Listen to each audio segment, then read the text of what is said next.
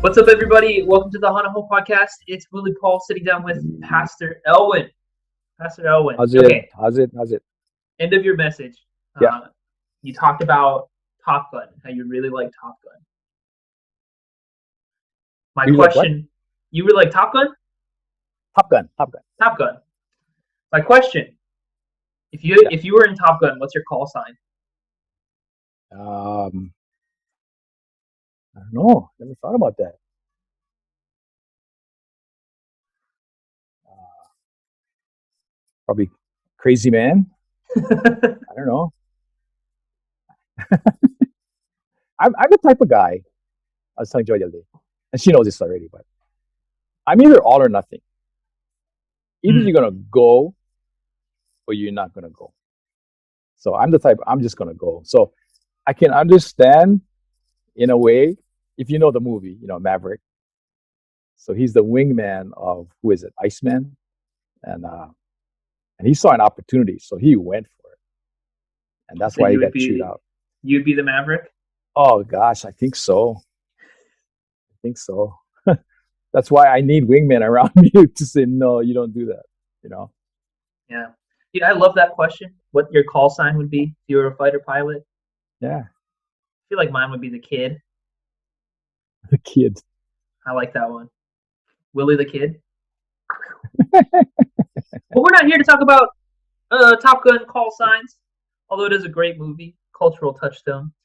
Pastor, when you gave a message this past weekend about pride and about Naaman, um, which, okay, that part kind of towards the middle end, when you were talking about Naaman, like taking off all of his armor and like his Uh, royal robes and everything.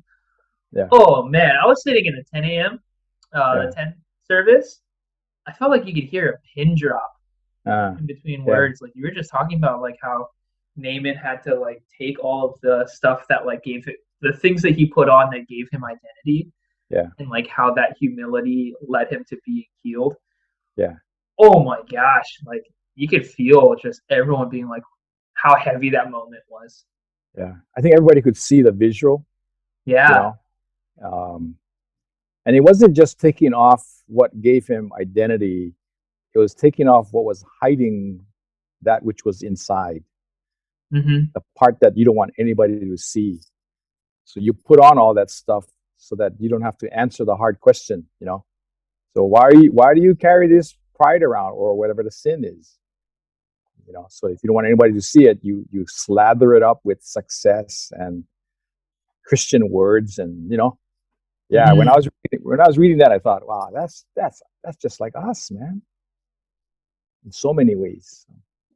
Yeah, me especially. Like I mean, this is kind of a joke, but also not really. But I like have a really hard time opening up to people, and so when people are going through hard times and like I know that stuff is rough in their life, like my go-to is, all right, cool. I'm gonna go hang out with them and just completely ignore what they're going through and like kind Yeah, of give them like a sense of reality or like a break from it.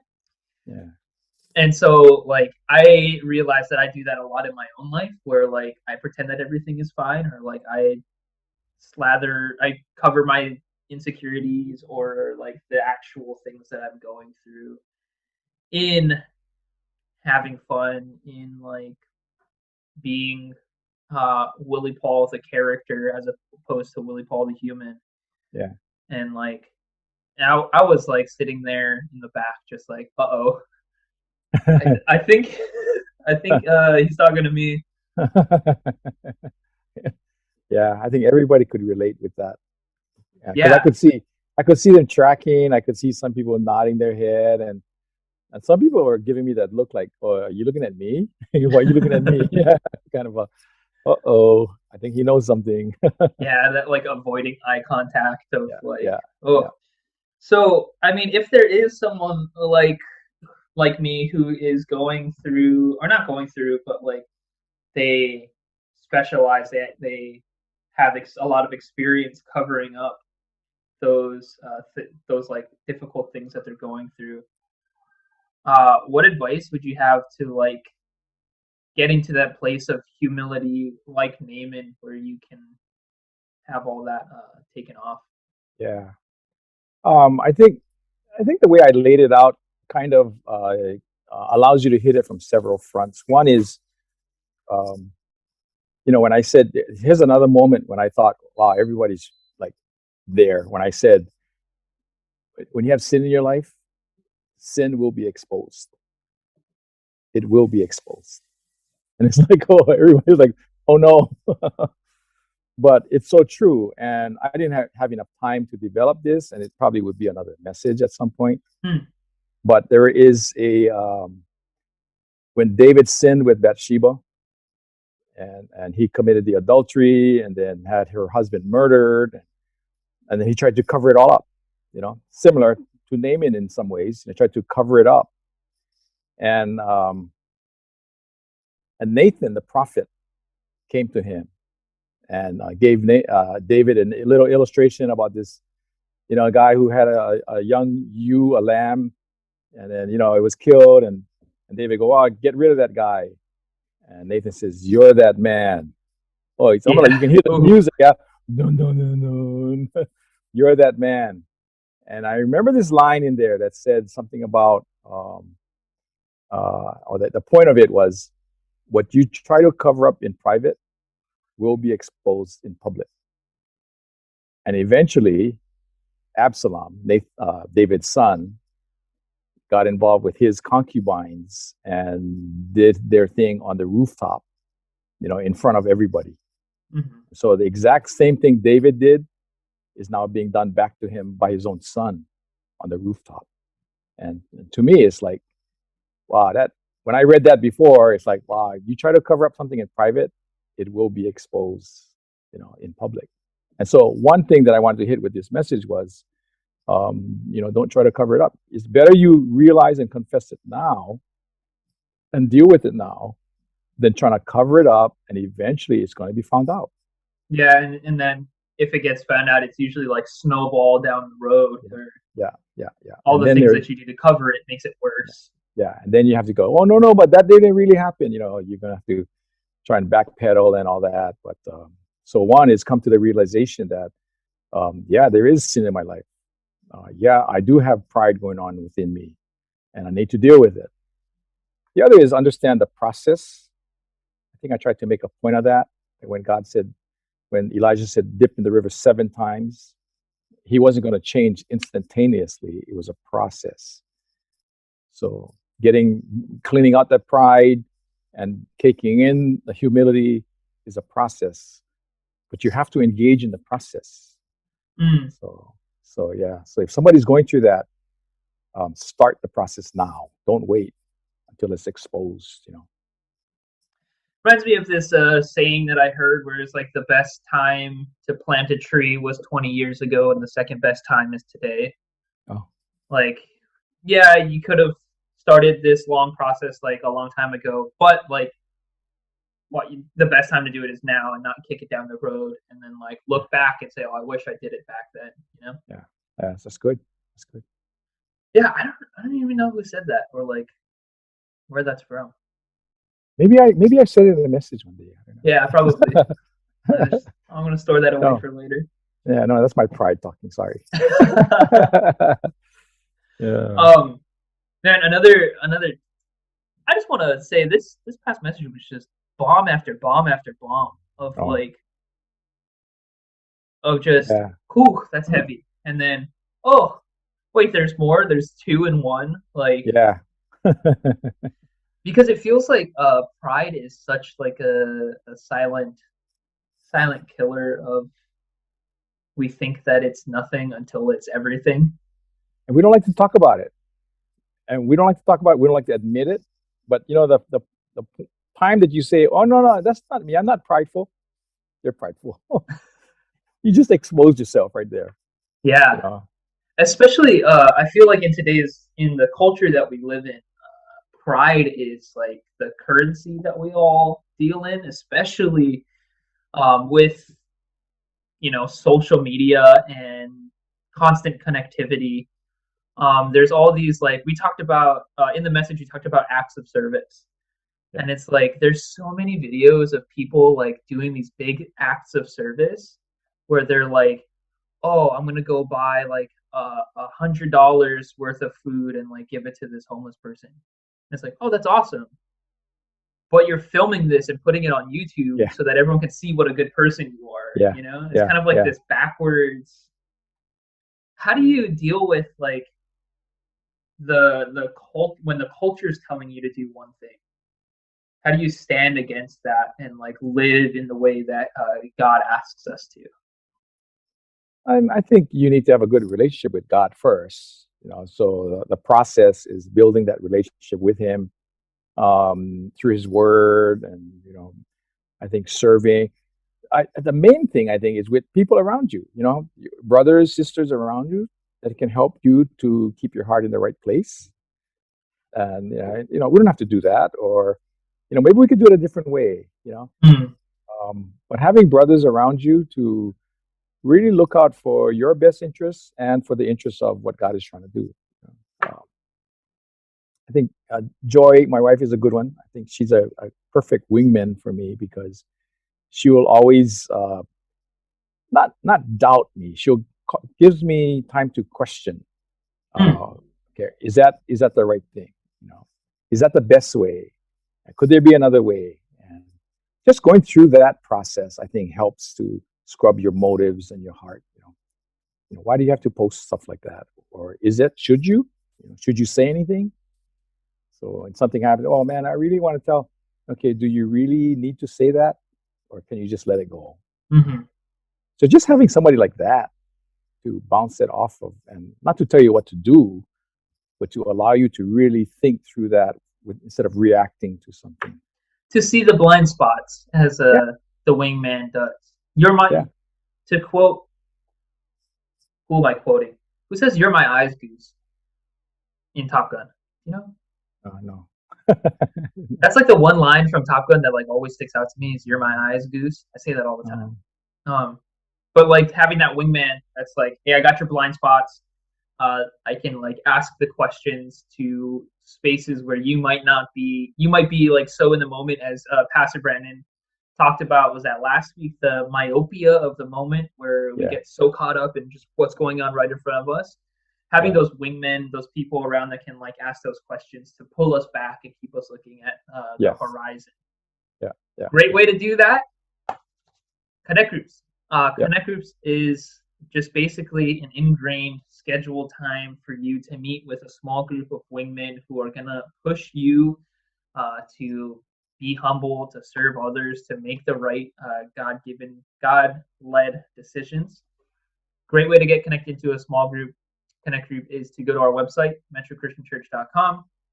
We got a connect group finder where you can find the perfect group for you. So could it be easier? yeah. And you can have those people that are going to ask you those questions and help you to make those decisions. Yeah.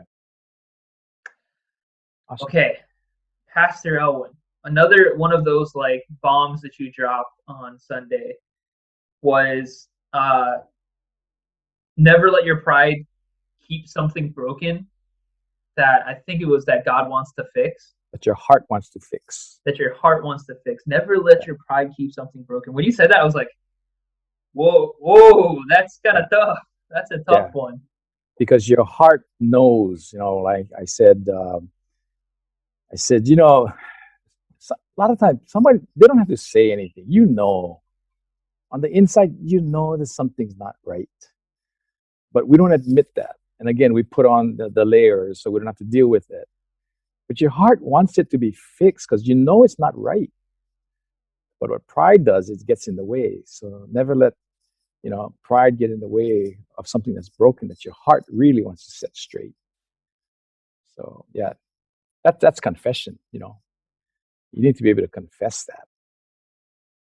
So how do you what advice do you have or like what's the process of like coming to I guess coming to grips with okay, I can I know that like God wants me to fix this situation, but like let's say maybe this is like a deeply held position that you've like argued for or against or like this is something that you've kind of ingrained yourself on one side?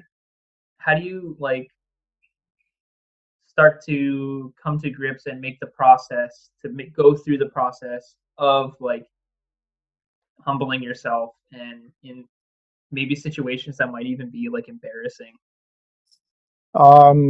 Again, I don't think we were made to live life alone, so we need people around us to help us. Mm, I think the description I gave on, the critical elements of who wingmen are for you.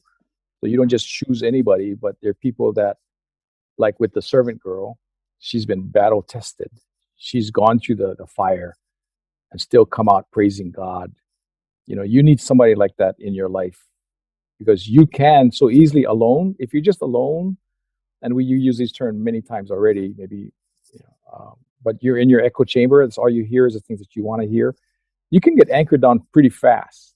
mhm, And so you need somebody who says, I've been through that. I've been through the war. I've been through the tough times. And here's what God might be asking of you. And then you have the servants, naming servants. They weren't Christians. Okay, you got to understand. So the servant girl was God fearing, her family. She's from Israel. The servants were part of Naaman's group, the kingdom. So they weren't necessarily God fearing, but they had such a relationship with him where they did everything together, and yet they wanted the best for him, and so they could appeal to him in a way that he would understand. Wouldn't you consider my father? Wouldn't you do something if he said to? And so they had that kind of a relationship with him, and so you need those kind of peoples in your life. So who are the ones that you have gone camping with? Who are the ones that you've gone, hung out with, that you spent, lifetime together with? And again, connect groups are good, but and it can be good for studying, but you need also the relationships that you're going to go long haul, that mhm, you're going to connect up with somebody, and these are lifelong journeys that you're going to take together, because they're the ones that I would lean on and depend on. They're the ones that I go to when I have a real tough question, because I know that they want the best for me, the best for the ministry, the best for my family, and I'll listen to them, when they say something. So that's really good. I think part of that, I mean, part of what's difficult is trying to deal with pride hurts our pride, and so like it's really tough. I think especially in such like a honor shame culture as a lot of us are raised in, where like oh, don't do that because it's shame. Like asking for help and asking for advice can be seen as like not in every situation, but can be seen as like kind of shame, like oh, you don't know or you're not tough enough. yeah, Um, but I think that that part at the end that you were saying, where you just said like I ask for advice and then I listen to it, yeah, is like critical. yeah, So because I don't know, sometimes I ask for advice, but I'm, as you said, just want an echo chamber. I want someone to tell me that what I already think is right and that I'm always right and I should just do what I was already planning on doing. yeah. We're asking more for a cheerleading section versus, guys that are going to come around us and really help us to figure out what's the best thing. Mm-hmm. But yeah, So, this day and age, we're looking for affirmation from so many places. We're looking for validation from so many different sources, and there really is only one. It's only Jesus that can give you that validation that you need. And so, people who love Jesus, they love you, they want God's best for you. Those are the ones you got to listen to. Not anybody that's going to feed you what you want to hear. mm-hmm. Those are a dime a dozen, man. Mm. So how do you, uh, let's say maybe like if you've got a friendship that you've known for a while, but it's always kind of like not quite surface level, but like just below surface level, but you want to take it into this like deep, helping each other through difficult, like having these tough conversations. Um, how do you like grow that relationship to the next level? I think time. I think time with each other, the kind of things that you do, um, and you too. Yeah, you have to make that choice yourself. So God may send them your way, but you have to have eyes to see what Mm, God is doing in your life, because it cannot be just people you're gonna. I mean, just look at the fruit. What is the fruit that's coming out of that relationship? If you're just hanging around having pizza together and really nothing more, then yeah, okay, that's one kind of a friendship. But what are you looking for? Yeah, because you need those. But when it comes to life decisions and somebody watching your back, you need the relationships that go a little deeper. And that's by hanging out with guys and even experience some things in life together, um, and watching and asking God, give me eyes to see what I need to see, in this relationship with these guys. So, because sometimes you can go surfing and it's great when surfing, but what else is happening? Yeah. And, how much can I entrust my life into the hands of this other person? mm. Um, but I got to know that they have the same mindset as me, or the same mindset as Christ, wanting the best for your life.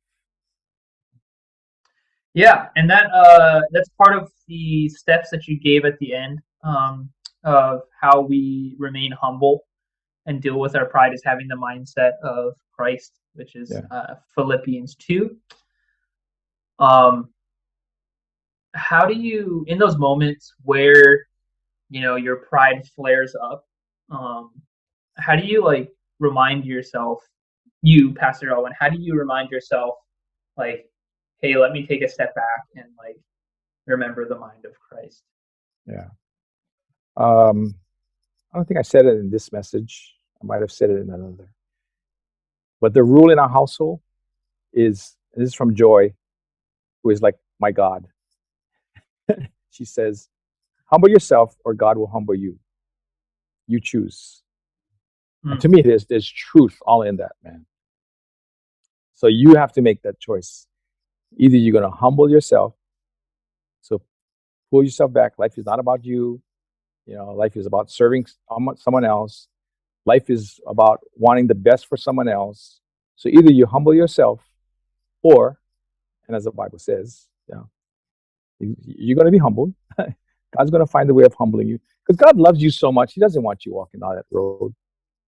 He's going to put something in your life, and you don't want to wait until it's this roadblock that you run head straight into it at 95 miles an hour. You know, Mm-hmm. you want to be able to sense that it's coming up and have people to guide you along the way, and so you don't take that turn. So either you do it yourself or God's going to humble you. You choose. Up to you. Yeah. The famous phrase, up to Yep. you. Up to you. Yeah. Oh, and I don't know. This is feels like one of those, the solution is right in front of you, Yeah. but like it's so hard to do, It's so simple, it's so obvious, but like taking the step into actually going through the process is like super difficult.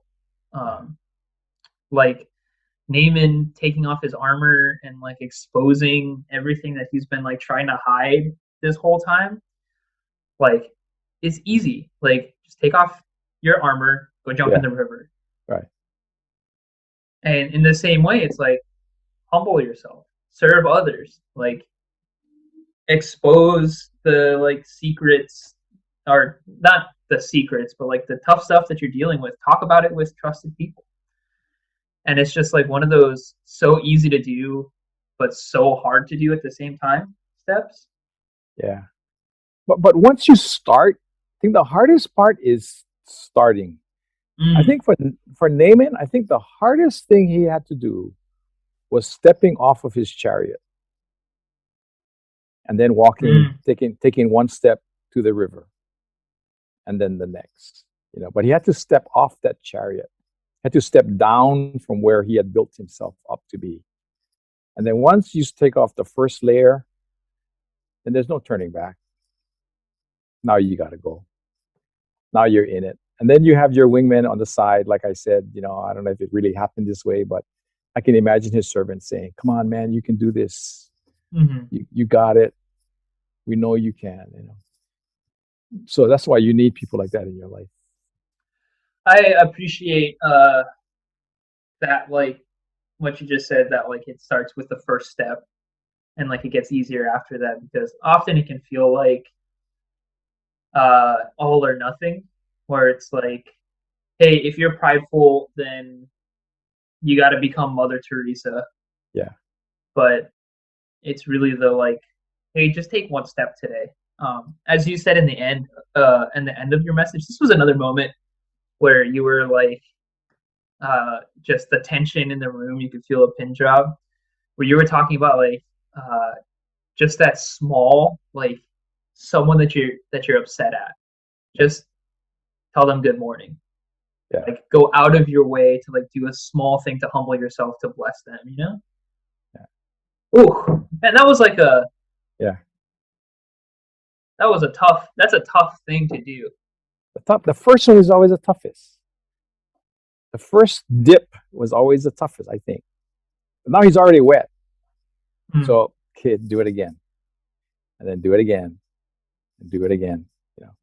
So the first forgiveness, extension of forgiveness is the hardest.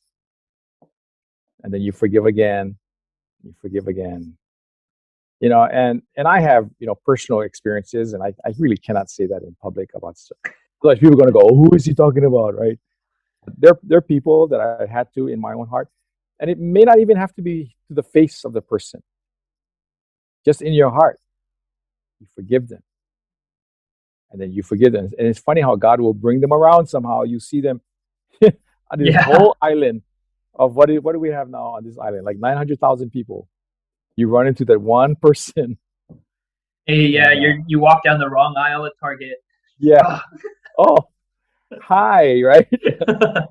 And but in your heart, you're forgiving again and again and again, and yeah, and then pretty soon it's like, okay, not bad. I can meet this guy. I can talk to this guy. So,